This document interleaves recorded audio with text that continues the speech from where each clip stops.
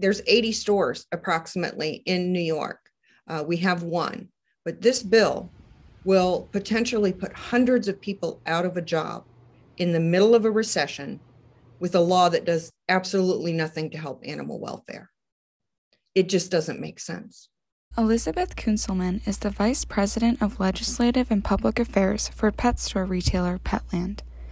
Kunzelman says the puppy mill pipeline legislation will shut down local pet retailers selling puppies from the United States Department of Agriculture licensed breeders. People hear that buzzword puppy mill and they talk about puppy mills and pet stores, but they don't even understand what the real issue is. And that's what my job is to try to educate people, legislators as well, as to, let's regulate, let's really do something that helps animal welfare. Petland Cicero is the only Petland store in the state.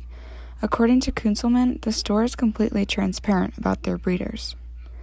Cicero store manager Shalini Mahadeo told FingerLakes1.com that their puppies are often shipped from out-of-state USDA breeders, and that breeder visits are regular through the Breeder Incentive Program. We're completely transparent. You get all of the breeder information, all of the USDA inspection information, all of the vaccination, health exams, health report, all of that. Because, if a puppy is traveling, it's typically seeing a vet 2 to 3 times before it even is placed in somebody's hand to hold. So we have a lot of oversight. Mike Bauber, the president and CEO of the Pet Advocacy Network, says that they are proud to work with Petland and to reach out to lawmakers to try and help them understand the intended and unintended consequences of legislation. The reality is that pet dealers in the state of New York are one of the most regulated and inspected sources for responsibly raised animals in the state. And this bill will eliminate that source and drive people to the unregulated black market. It's going to actually hurt consumer protection and animal well-being. Eleanor Mulbigot is the legal counsel for animal issues at the Humane Society of New York. She believes this bill will help stop the unnecessary use of pets as breeding machines. Instead, she thinks pet stores could work collaboratively with humane organizations to showcase animals if the bill is signed.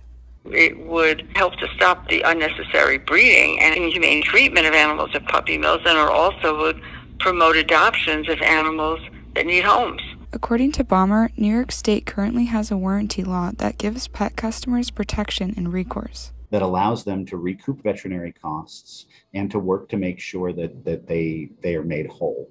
And that's not something that any other source besides pet dealers offers.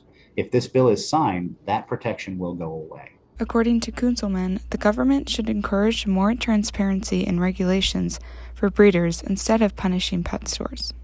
I think the responsible and sensible thing to do for the safety of everybody is to be transparent and regulated. And I just hope that people start listening and understanding this issue a little more before we get to a point where people can't find puppies. For FingerLakes1.com, I'm Megan Hatch.